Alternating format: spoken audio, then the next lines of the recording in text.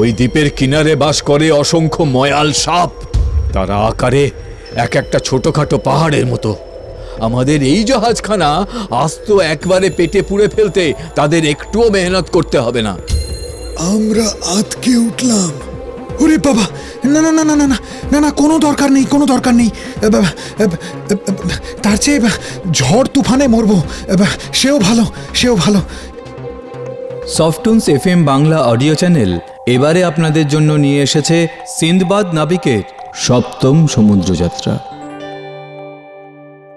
আমার ৬ বার অভিযানের তিক্ত অভিজ্ঞতার পর সমুদ্র অভিযানের সংকল্প একেবারে মন থেকে মুছে ফেলে দিলাম। একবার দুবার নয়, এই নেড়া পর পর অনেকবার বেলতলায় গেছে। আর নয়, যেসব কথা স্মরণ করলে শিউরে উঠতে হয়। সুতরাং এই বয়সে আর সেই সব বিপদের মধ্যে নিজেকে জড়াতে চাই না। তাছাড়া বয়সও বেড়েছে, এখন আর এত ধকল শরীরে সইবে না। আর কেনই বা যাব? আমার তো অর্থের প্রয়োজন নেই। আমি এখন আল্লাহর কৃপায় বাগদাদের সেরা ধনী। 7 পুরুষ বসে খেলেও ফুরোবে না। শুধু কি অর্থ? সারা শহরে আজ আমার কত নাম, যশ, খ্যাতি।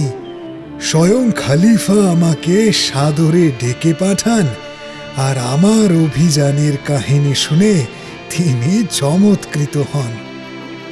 কিন্তু মানুষের ইচ্ছা অনিচ্ছাই বড় কথা নয়। একদিন খলিফা হারুন আল রশিদের দরবারে বসে আমার দুঃসাহসিক অভিযানের বিচিত্র কাহিনী শোনালাম তাকে। তারপর খলিফা আমাকে একটি প্রস্তাব দিলেন। সিন্দবাদ, আমি অনেকদিন ধরেই ভাবছি সারন দ্বীপ সম্রাটের কাছে আমার শুভেচ্ছা আর উপহার পাঠাবো, কিন্তু জুৎসই কোনো দূত পাচ্ছি না।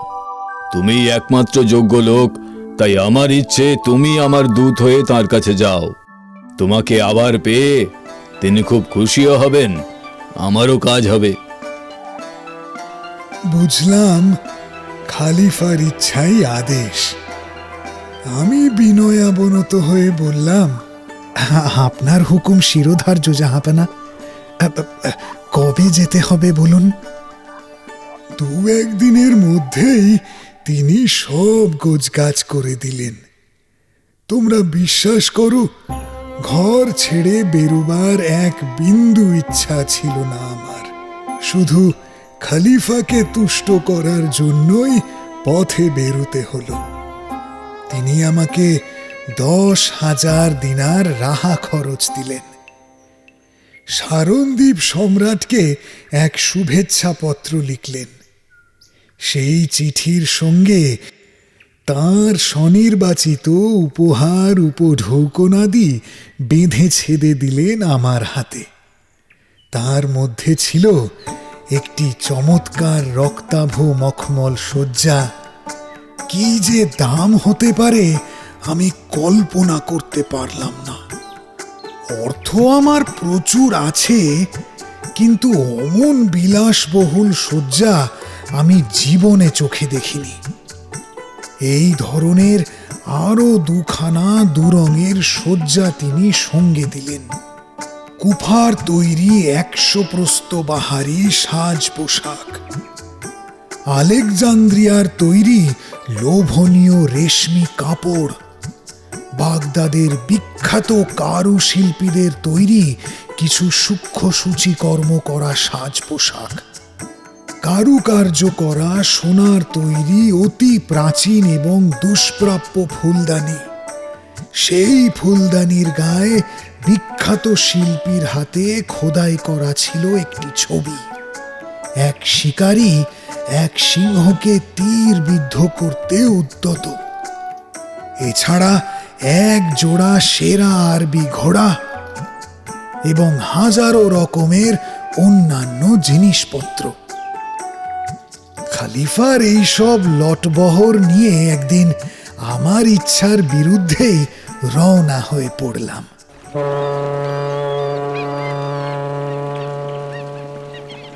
একটানা 2 মাস সমুদ্র যাত্রার পর একদিন নিরাপদে এসে পৌঁছলাম সারণ দ্বীপে। সম্রাটের হাতে তুলে দিলাম খলিফার সেই চিঠি আর উপহার। অপ্রত্যাশিতভাবে আমাকে আবার কাছে পেয়ে সম্রাট দারুণ খুশি হলেন। খলিফার দূত হয়ে এসেছি আমি, সুতরাং রাজসিক আদর অভ্যর্থনার কোনো ত্রুটি রাখলেন না। আমাকে তিনি যথেষ্ট ভালোবাসেন, সুতরাং আদর যত্নের কোনো অভাব হওয়ার কথা ছিল না। কিন্তু এই অভ্যর্থনা, এই সম্মান খলিফা হারুন আল রশিদের জন্য। আমাকে সম্মান দেখানো মানেই সুলতানকে সম্মান জানানো। সম্রাট বললেন, সিন্দবাদ, এতদিন বাদে তোমাকে আবার কাছে পেয়েছি, এবার বেশ কিছুদিন থেকে যাও। আমি বললাম, কিন্তু সম্রাট, আমি তো এবার সুলতানের আজ্ঞাবহ দাস হয়ে এসেছি। এখানে আমার ইচ্ছা মতো থেকে যাব সে তো আর হয় না। তাকে যথাসময় আমার কাজের কৈফিয়ত দিতে হবে। আপনি মাফ করবেন, এবার আমাকে ছেড়ে দিন। পরে যদি কখনো আসতে পারি, আপনার ইচ্ছা আমি অপূর্ণ রাখব না। কয়েকদিন পরে সম্রাটের কাছে বিদায় নিয়ে আমার জাহাজে চেপে বসলাম। আর কোনো দিকে নয়, সোজা যাব বসরা, সেখান থেকে বাগদাদ। পালের হাওয়াও আমাদের অনুকূলে হলো। খুব সুন্দর আরামের সমুদ্র যাত্রা করছি আমরা। সমুদ্রের জলে ভেসে এত নির্বিঘ্ন নির্ঝঞ্ঝাটে যাত্রা আমার নসিবে আগে কখনো জোটেনি। এইভাবে সপ্তাহ খানেক চলার পরে আমরা সিন দ্বীপে এসে নোঙর করলাম। এখানে সওদাগররা কেনা বেচা করার জন্য নামে। দ্বীপটা মোটামুটি জনবসতি বহুল, লোকের আর্থিক অবস্থাও মন্দ না।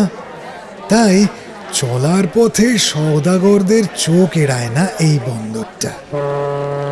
সিন ছাড়িয়ে সবে সমুদ্রের মাঝ বরাবর এসে পথের নিশানা ঠিক করা হচ্ছে, এমন সময় কাঁপতেন এসে আতঙ্কিতভাবে বলল, ঠিক বুঝতে পারছি না কোথায় এসে পড়লাম।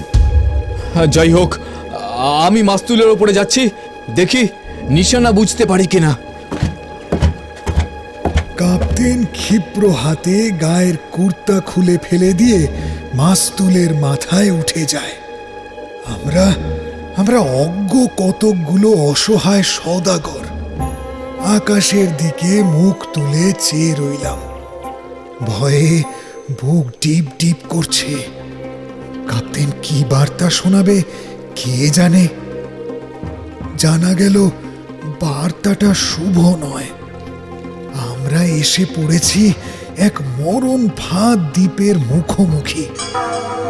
এখানে এলে কেউ প্রাণ নিয়ে ফিরে যেতে পারে না, অন্তত নাবিকরা তো তাই বলে। এতকাল ধরে যারা পথ ভুলে অথবা নসিবের দোষে এই সমুদ্রে এসে পড়েছে, তাদের সকলেরই ইন্তেকাল হয়ে গেছে এখানে। কাপ্তেন নেমে এসে কাঁদো কাঁদো হয়ে বলে, আর কেন, এবারে তার নাম জপ করো। আর কোনো আশা নেই। একটা প্রচন্ড ঘূর্ণিঝড় তেড়ে আসছে এইদিকে। আমাদের মতো শখানেক জাহাজ তার এক পাকে পড়ে টুকরো টুকরো হয়ে যেতে পারে। খুব কাছেই একটা দ্বীপ আছে, চেষ্টা করলে এই তুফানের তাণ্ডব এড়িয়ে আমরা সেই দ্বীপে গিয়ে নোঙর করতে পারি। কিন্তু তাতেও কোনো ফায়দা হবে না। সিংহের কবল থেকে রক্ষা পেয়ে হায়নার মুখে পড়া হবে। আমরা জিজ্ঞাসা করলাম, এ কি, কেন কেন? কাপ্তেন বলল, ওই দ্বীপের কিনারে বাস করে অসংখ্য ময়াল সাপ। তারা আকারে এক একটা ছোটখাটো পাহাড়ের মতো। আমাদের এই জাহাজখানা আস্ত একবারে পেটে পুড়ে ফেলতে তাদের একটুও মেহনত করতে হবে না। আমরা আতকে উঠলাম। ওরে বাবা, না না না না না না না না, কোনো দরকার নেই, কোনো দরকার নেই। তার চেয়ে ঝড় তুফানে মরবো, সেও ভালো, সেও ভালো। কাপ্তেন তার তরঙ্গ থেকে একটা ছোট্ট বাক্স বের করলো। বাক্সের তালা খুলে তার মধ্যে থেকে এক খণ্ড ন্যাকড়া আর কিছু সাদা গুঁড়ো মতো একটা বস্তু বের করলো। খানিকটা জল দিয়ে ওই অত্যাশ্চর্য গুঁড়ো বস্তুটি ভিজিয়ে আটা মাখার মতো ডেলা করে নাকের ফুটোয় পুড়ে দিল। এরপর সে একখানা ছোট্ট কিতাব বের করে বলল, আমার জাদু মন্ত্রের বই। আমরা বললাম, কি করছো, এ দিয়ে কি হবে? তোমরা জানো না ওই যে ঝড় আসছে দেখেছো, ও হচ্ছে পয়গম্বর সুলেমানের সৈন্যবাহিনী। আর ওই যে দ্বীপ দেখছো, ওই দ্বীপে আছে সুলেমানের সমাধি। আজ পর্যন্ত কেউ ওই সমাধিক্ষেত্র দেখতে পায়নি। এখানে এলেই প্রথমে তেড়ে আসতে থাকে ওই তুফান, আর তাকে পাশ কাটিয়ে যদি দ্বীপের তীরে পৌঁছেও যাও তবু রক্ষা নেই। ভয়ঙ্কর বিষধর সাপ আর বিকটাকৃতি দানব আস্ত গিলে ফেলবে। এরপর কাপ্তেন আর একটি কথাও বলল না। নিবিষ্ট মনে বইয়ের কয়েকটা পাতা উল্টে উল্টে বিড়বিড় করে কি সব পড়তে থাকলো।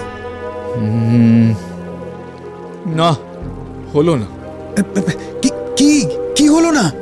আমরা উৎকণ্ঠিত হয়ে প্রশ্ন করি, কি হলো না কাপ্তেন? সে বলল, না, এ দুর্যোগ কাটবার কোনোই সম্ভাবনা নেই, বরং আরো বাড়বে। সুতরাং আমার উপরে ভরসা না রেখে নিজের নিজের পথ দেখো ভাই সব। আল্লাহ মেহেরবান। তখনও ঝড় এসে পৌঁছয়নি, কিন্তু বৃষ্টির বন্যায় জাহাজের পাটাতন ভেসে যেতে থাকে। আমরা প্রাণপণে চেষ্টা করি কাপড়ের গাঁটগুলো বাঁচানো যায় কিনা। কাপ্তেন বললে, ওসব থাক, আপনি বাঁচলে বাপের নাম, আগে নিজের বাঁচার পথ দেখো। জানে বাঁচতে পারলে অনেক কাপড়ের গোট চোখে দেখতে পাবে।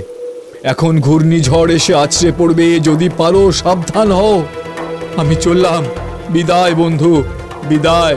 বেঁচে যদি থাকি আবার হয়তো কোনোদিন দেখা হতে পারবে।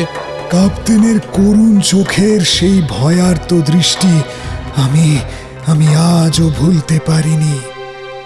জানি না সেই দিনই তার সলিল সমাধি হয়েছে কিনা, জানি না বেঁচে থাকলেও জীবনে আর কোনোদিন তার সঙ্গে দেখা হবে কিনা। একটু বাদেই প্রচণ্ড একটা ঝড়ের ধাক্কা এসে লাগলো আমাদের জাহাজে। প্রথম ধাক্কাটা সামলাতে পারলেও পরের দাপট আর সহ্য করতে পারলাম না। এলো পাথাড়ি ঝড়ের তাণ্ডব চলতে থাকলো। বিশাল বিশাল ঢেউ এসে আমাদের গোটা জাহাজটা গ্রাস করে ফেলে। কখনো বা মনে হয় জলের একটা পাহাড় এসে পড়ল। আবার দেখি না, জলটা সরে গেল, কিন্তু এভাবে বেশিক্ষণ কাটল না। একটা ঘূর্ণি এসে আমাদের জাহাজখানাকে প্রায় 100 হাত উপরে তুলে আছাড় মারল। তারপর কে কোথায় আমরা ছিটকে পড়লাম, তলিয়ে গেলাম, হারিয়ে গেলাম, তার কোনো হদিশ করতে পারলাম না। তখন সবাই নিজের চিন্তা নিয়েই ব্যস্ত। কে কোথায় বাঁচলো কি মরলো সে কথা মনে আসবেই বা কি করে। আমি জাহাজের একখানা ভাঙা পাটাতন আঁকড়ে ধরতে পারলাম। এই তক্তাখানায় ভর করে ভেসে চললাম। কোথায় এবং কত দূরে জানি না।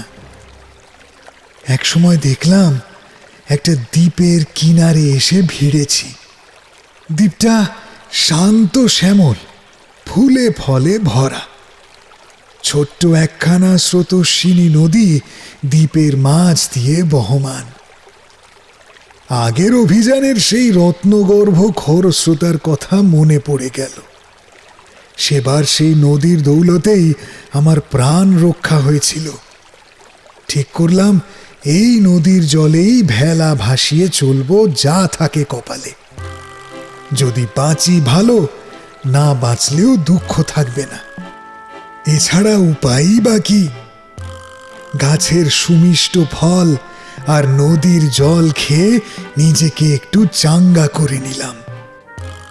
কাঠের পাটাতনখানা টেনে এনে ফেললাম নদীর জলে। তার উপর চেপে বসে ভেসে চলতে থাকলাম স্রোতের টানে। ভেলা ছাড়ার আগে যতটা পারলাম ফলমূল বোঝাই করে নিলাম। আর নিলাম কতকগুলো সুগন্ধি গাছের ডাল। নাম জানি না, কিন্তু সেই কাঠের সুবাস আত্মন করে বেশ বুঝতে পারলাম নিশ্চয়ই কোনো দুষ্প্রাপ্য মূল্যবান বস্তু। গাছের ডালগুলো ভেলার উপরে না চাপিয়ে শক্ত লতা দিয়ে ভেলার পাশে বেঁধে দিলাম। এর ফলে ভেলার উপরে ভার পড়ল না, অথচ ভেলাটাও আকারে অনেক বড় হয়ে গেল। ভেলার উপরে চেপে একটা গাছের ডাল দিয়ে ঠেলা দিতেই নদীর মাঝখানে চলে যায়। তারপর প্রবল স্রোতের টানে দুর্বার গতিতে ছুটে চলে। আমি আর তাল সামলাতে পারি না, ভেলার ওপরে পাক খেয়ে পড়ে গেলাম। আমার দেহের ওপরে গাদা হয়ে গড়িয়ে পড়ল ফলের ডাঁই। আমি চাপা পড়ে গেলাম। যখন আমার জ্ঞান ফিরল, দেখি ভেলাটা তখনও তীর বেগে ছুটে চলেছে। প্রাণপণে উঠে বসবার চেষ্টা করি,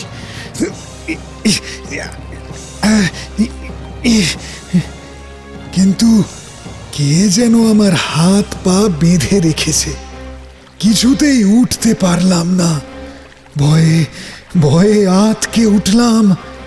এই দুর্বার গতি রোধ করার সাধ্য তো কারো হবে না। তাহলে তাহলে তাহলে কি এই আমার অনন্ত যাত্রা?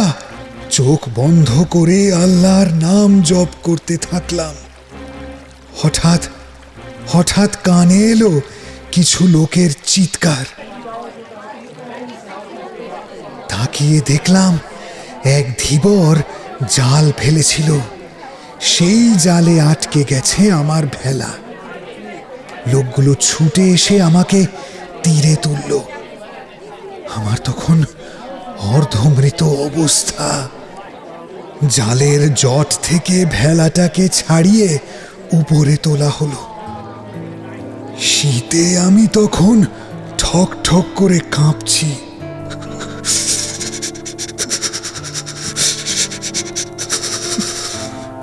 ওরা আমাকে গরম কাপড় চোপড় দিয়ে ঢেকে দিল। একজন বৃদ্ধ আমার সারা শরীরে তেল মালিশ করে আমাকে খানিকটা চাঙ্গা করে তোলে। এবার আমি উঠে বসতে পারি।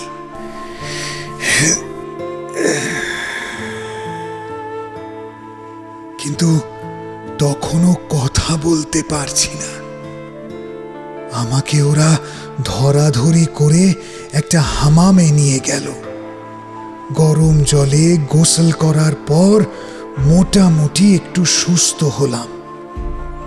বৃদ্ধ তার নিজের বাড়িতে নিয়ে গেল আমাকে। পাড়া পড়শিরা ভিড় করে এলো। চমৎকার সব খানা পিনা এনে দিল। খাওয়া দাওয়া শেষ হলে আমাকে একটা ঘরে নিয়ে গিয়ে শুইয়ে দিল সে। চোখে আমার তন্দ্রা আসছিল। শোয়া মাত্রই ঘুমে ডুবে গেলাম আমি। এইভাবে 3 দিন 3 রাত্রি দারুণ তোয়াজের মধ্যে কাটালাম আমি।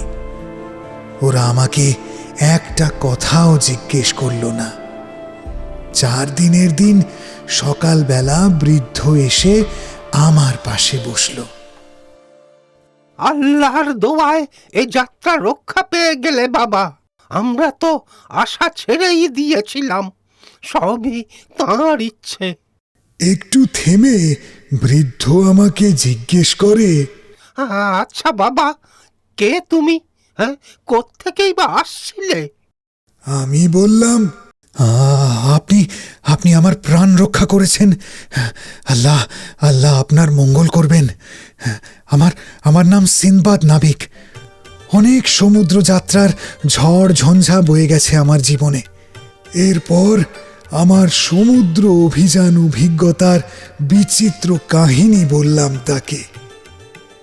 বৃদ্ধ মন্ত্রমুগ্ধের মতো শুনল সব। তারপর বলল, বেটা, আর দেরি না করে এবার তোমার মূল্যবান সামানপত্র সঙ্গে নিয়ে রওনা হয়ে যাও।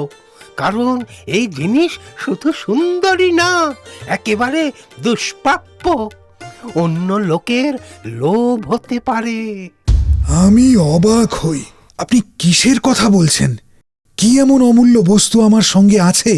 তুমি যে এই গাছের ডালপালাগুলো সঙ্গে এনেছো, সেগুলো মূল্যবান চন্দন কাঠ।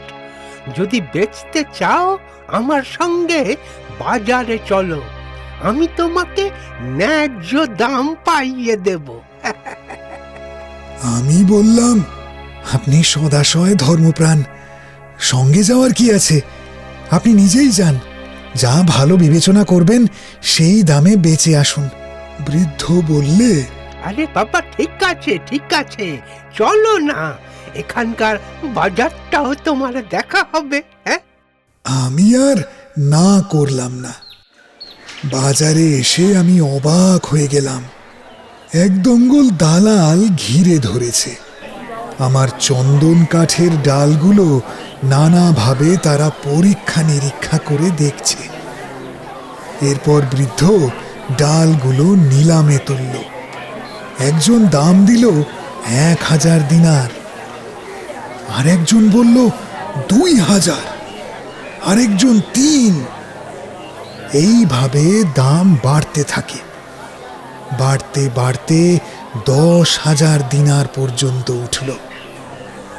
বৃদ্ধ আমার দিকে তাকায়। কি ছেড়ে দেবে? কি করব ভাবছি। বৃদ্ধ বলল, এখন বাজার ভীষণ মন্দা, সব জিনিসেরই দর পড়তির দিকে। আমার মনে হয় ওই বেচে দেওয়াই ভালো। আচ্ছা যাক, আরো 100 দিনার বেশি দেব আমি। আমাকেই দিয়ে দাও তুমি। ইয়া আল্লাহ, আপনি নিজে কিনবেন? তার জন্য বাজারে আসতে হলো, এত যাচাই করতে হলো। আপনি চাইবেন জানলে আমি এমনিই দিয়ে দিতাম আপনাকে। যা উপকার করেছেন আমার, তা কি কোনো মূল্য দিয়ে শোধ করা যাবে? বৃদ্ধ তার এক অনুচরকে বলল, এই কে আছিস? এই কাঠগুলো আমাদের গুদামে নিয়ে যা। তারপর আমার দিকে তাকিয়ে বলল, চলো বাবা, ঘরে ফেরা যাক। বাড়ি ফিরে এসে বৃদ্ধ আমাকে গুনে গুনে 10,100 সোনার মোহর দিয়ে বলল, আমি একটা বাক্স দিচ্ছি, এগুলো বাক্সে বন্ধ করে সঙ্গে নিয়ে যাও। এরপর আমরা দুজনে একসঙ্গে বসে খানা পিনা করলাম। বৃদ্ধ আমাকে বললে, বেটা, তোমার কাছে একটা জিনিস আমার চাইবার আছে। আমি কৃতার্থ হয়ে বললাম, আপনি কোনো সংকোচ করবেন না, বলুন না কি চান। আপনাকে আমার অদেয় কিছুই নেই। বৃদ্ধর চোখ নেচে উঠল। বাবা, আমি বুড়ো হয়েছি, আর বোধহয় বেশি দিন বাঁচব না। আমার আপন বলতে সংসারে একটি মাত্র মেয়ে, দেখতে শুনতে বেশ সুন্দরী, আদব কায়দাও বড় ভালো। আমার মরার পর এই বিশাল সম্পত্তির একমাত্র মালিক সেই হবে। এই কারণে আমার সম্পত্তির লোভে আমার মেয়েকে শাদী করার জন্য হাজারো ছেলে পাগল।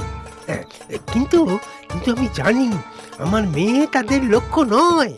তারা কবজায় পেতে চায় আমার এই বিপুল বৈভব। তাই ভয় হয় মেয়েটার একটা হিল্লে করে না যেতে পারলে, একটা সুপাত্র দেখে শাদি দিয়ে যেতে না পারলে সে বোধহয় সুখ শান্তি পাবে না। কিন্তু বাবা, অনেক চেষ্টা করেও আজ পর্যন্ত এমন একটা ছেলের সন্ধান পেলাম না যে সত্যি আমার সম্পদের লোভে নয়, মেয়েটির রূপে গুণে মুগ্ধ হয়ে শাদি করতে পারে। এই এই তোমাকে দেখার স্তক আমার মনে বড় আশা হয়েছে বাবা। তোমার মতো সৎ, নিষ্ঠাবান, উদার হৃদয় ছেলেই তো আমি খুঁজছিলাম। আমার একান্ত অনুরোধ বাবা, তুমি আমার মেয়েটিকে গ্রহণ করো। আমি জানি টাকা পয়সা ধন দৌলতের উপর তোমার কোনো মোহ নেই। তুমি পারবে আমার মেয়েকে সুখী করতে, আর আমিও শান্তিতে মরতে পারবো। কোনো কথা না বলে আমি মাথা নত করে বসে থাকি। বৃদ্ধ বলে, আমার খুব বেশি আবদার নেই বাবা, শুধু যে কটা দিন বাঁচি এই মেয়েটাকে নিয়ে তুমি আমার কাছেই থাকো, এই আমার ইচ্ছে। তারপর তোমার যদি ইচ্ছে হয় আমার সব বিষয় সম্পত্তি বেচে দিয়ে মেয়েকে নিয়ে দেশে ফিরে যেও, কেমন? আমি বললাম, আমার ইচ্ছা অনিচ্ছা বলে আলাদা কিছু নেই। আপনি আপনি যা বলবেন আমি তাই করব। কারণ এইটুকু জানি, আজ যে এই হেসে গিয়ে চলে ফিরে বেড়াতে পারছি তা তা শুধুমাত্র আপনারই কল্যাণে। বলতে গেলে এ আমার দ্বিতীয় জীবন লাভ। আপনি আপনি যা বলবেন আমি তাই করব। বৃদ্ধের চোখ আনন্দে নেচে ওঠে। যাক বাবা, এতদিনে আমি নিশ্চিন্ত হলাম। কি বলে যে তোমাকে দোয়া জানাবো ভেবেই পারছি না। কাজী ও সাক্ষী ডেকে সেই দিন শাদী পর্ব সমাধা করা হলো।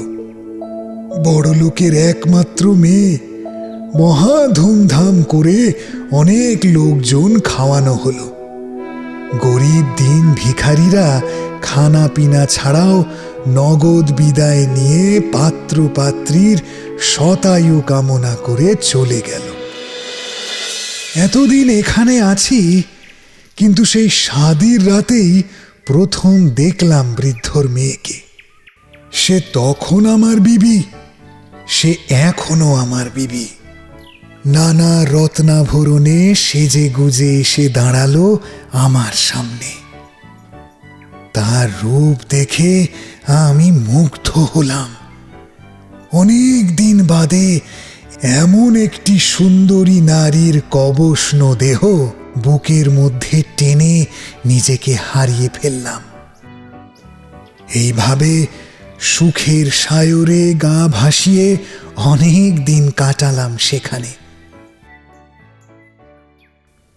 তারপর একদিন আমার শ্বশুর দেহ রাখল। যথাযোগ্য মর্যাদায় তাকে সমাহিত করা হলো।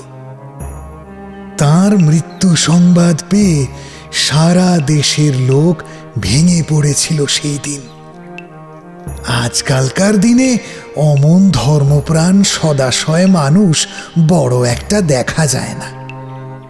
বিরাট লম্বা শোক মিছিলের পুরো ভাগে ছিলাম আমি। এমন একজন মানুষের জামাই হয়ে গর্বে বুক ফুলে উঠেছিল আমার।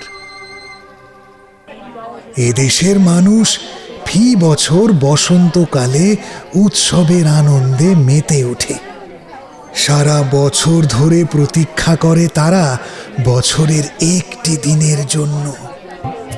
বসন্তকালের এই নির্দিষ্ট দিনে তারা এক অদ্ভুত খেলার ভাগীদার হয়। এখানকার মানুষ পিঠে ডানা বেঁধে পাখির মতো আকাশে ওড়ার এক বিচিত্র কৌশল জানে। বসন্তকালের সেই নির্ধারিত দিনে সবাই দল বেঁধে এরা আকাশে ওড়ে। উড়তে উড়তে নিশ্চিম নীল আকাশের পারাবারে হারিয়ে যেতে চায় এরা। কেউ কেউ যে একেবারে হারিয়ে যায় না তাও নয়, সবাই মিলে সকালে আকাশে ওড়ে আর সন্ধে নামার আগে নিচে নেমে আসে। কিন্তু যারা ফেরে না তারা আর কোনোদিনই ফেরে না।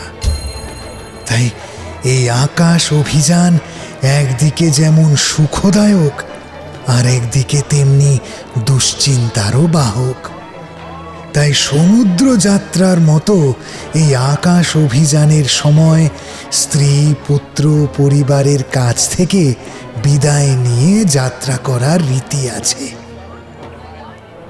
সেবার আমার বড় স্বাদ হলো, আমিও আকাশে উড়ব। কিন্তু কেউই আমার কথায় আমল দিল না, এবং কিভাবে ডানা মেলে আকাশে ওড়া যায় তার কৌশলও কেউ শিখিয়ে দিল না। কিন্তু আমার বিভাগী মন কিছুতেই বাগ মানে না। শেষে অনেক চেষ্টা চরিত্র করে একজনকে রাজি করালাম। সে আমাকে শিখিয়ে দিল ডানা বেঁধে ওড়ার কায়দা। সে বলল, চলো আমি উড়ব তোমার সঙ্গে। নীল আকাশে ডানা মেলে উড়ে চলেছি আমরা, মনের আনন্দে গান গাইছি। হঠাৎ বিপর্যয় ঘটল। একটা দমকা হাওয়া এসে ওলট পালট করে দিল আমাদের। আমার সঙ্গীটি ডিগবাজি খেয়ে প্রচন্ড বেগে নিচে পড়ে গেল। আমি নিচেই পড়তাম, আল্লাহর অপার করুণা, পড়তে পড়তে একটা পাহাড়ের চূড়ায় আটকে গেলাম। আমার পাখা দুখানা তার আগেই ভেঙে নিচে পড়ে গিয়েছে। এখন এই অবস্থায় কিভাবে আমার বিবির কাছে ফিরে যাব সেই ভেবে আমি ডুকরে ডুকরে কাঁদতে থাকি।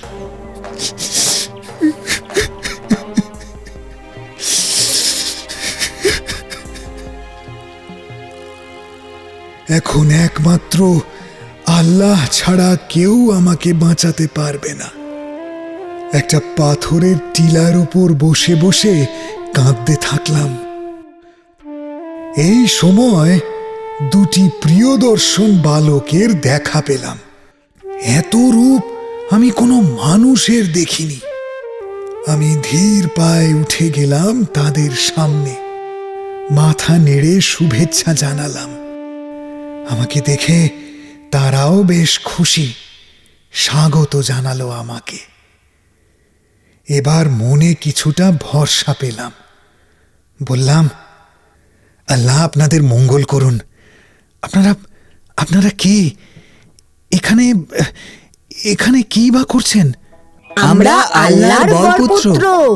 ওদের দুজনের হাতে দুখানা ছোট্ট সোনার লাঠি ছিল। একজন একখানা আমার হাতে দিয়ে বলল, এই পথে চলে যাও।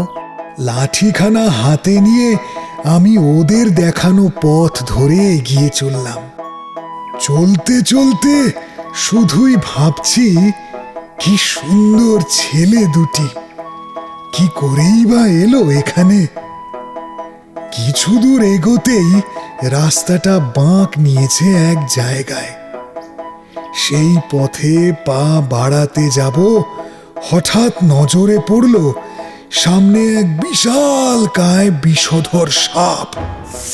তার মুখে একটা মানুষ প্রায় 3 ভাগই মুখের মধ্যে পুড়ে ফেলেছে। আমি আর এক মুহূর্ত সহ্য করতে পারলাম না সেই বীভৎস দৃশ্য। প্রাণপণ শক্তিতে লাঠিটা ছুঁড়ে মারলাম সাপটার দিকে। কিন্তু কি আশ্চর্য, এই ছোট্ট সোনার লাঠিটার কি জাদু! ওই লাঠিটার আঘাতে সাপটা লুটিয়ে পড়ে গেল এবং সঙ্গে সঙ্গে খতম। লোকটাকে টেনে বের করলাম তার মুখ থেকে।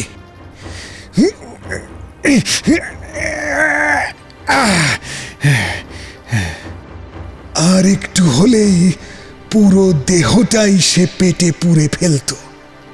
এই লোকটি আসলে কোনো মানুষ নয়। সে বলল, আমি জিন, উড়তে উড়তে তোমাদের মুখে তোমাদের ঈশ্বরের নাম শুনে আমি কক্ষচ্যুত হয়ে ওই সাপের মুখে গিয়ে পড়ি। আমি বললাম, আমার একটা উপকার করবে? স্বাচ্ছন্দ্যে, তুমি আমার প্রাণ রক্ষা করলে আর তোমার উপকার করব না? বলো কি করতে হবে? আমার পাখা দুখানা ভেঙে গেছে। যদি তুমি আমাকে আমার বিবির কাছে পৌঁছে দাও। এ আর বেশি কি, আমার পিঠে উঠে বসো, এক্ষুনি তোমাকে নিয়ে যাচ্ছি তোমার বাড়িতে। কয়েক মুহূর্তের মধ্যে সে আমাকে বাড়ির দোরগোড়ায় নামিয়ে দিয়ে গেল। আমার বিবি তো ততক্ষণে কেঁদে কেঁদে সারা। তার ধারণা আমি আর বেঁচে নেই। যাই হোক, সে বলল,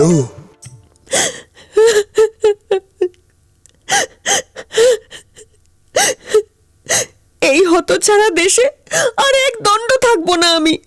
বিষয় সম্পত্তি যা আছে বেচে দাও, বাকি জীবনটা বাগদাদে গিয়েই বাস করব। আব্বুর তাই ইচ্ছে ছিল। তার মৃত্যুর পর আমি যেন তোমার দেশেই চলে যাই। আমার আব্বু অনেক রেখে গেছেন, এ সবই এখন তোমার। টাকা পয়সার তো অভাব নেই, তবে আর কি, একখানা ভালো দেখে সওদাগরির জাহাজ কিনে ফেলো, সামানপত্র সব বোঝাই করে আল্লাহর নাম নিয়ে পাড়ি দেওয়া যাক। আমি বললাম, সেই ভালো। যেসব জিনিসপত্র সঙ্গে নেওয়ার অসুবিধে সবই এক এক করে নিলামে চড়িয়ে বেচে দিলাম। দাম নেহাত কম পাওয়া গেল না। বেশ ভালো দেখে আনকোরা একখানা জাহাজ কিনলাম। সামানপত্র বোঝাই করে দিনক্ষণ দেখে একদিন বসরার দিকে রওনা হয়ে পড়লাম।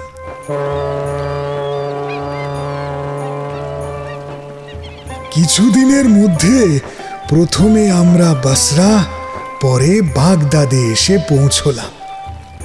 আমার বিবিকে সঙ্গে নিয়ে প্রথমে আমি বাড়ি গেলাম। সেখানে আমার আত্মীয় পরিজন সবাই দেখে খুশির আনন্দে নেচে উঠল। আমার নতুন বিবিকে বরণ করে ঘরে তুলল তারা। দীর্ঘ 27 বছর পরে আমি দেশে ফিরে আসছি। আমার বন্ধু বান্ধবরা উপদেশ দিল, সিনবাদ, এইভাবে জীবনের প্রায় সব কটা দিনই তো বাইরে বাইরে কাটিয়ে দিলে গো। এবার একটু ঘরে সুস্থির হয়ে বসো। আমি বললাম, আর নয়, যথেষ্ট হয়েছে। জীবনে দেখার আর কিছুই বাকি রাখিনি। এবার আর আমার জন্মভূমি বাগদাদ ছেড়ে বাইরে এক পাও যাব না। এত ঝড় ঝঞ্ঝা বিপদ আপদ কাটিয়ে আজও যে আমি বেঁচে আছি, সে তো একমাত্র করুণাময় আল্লাহর দয়ায়। এই হলো আমার সপ্তম এবং শেষ সমুদ্র যাত্রার কাহিনী।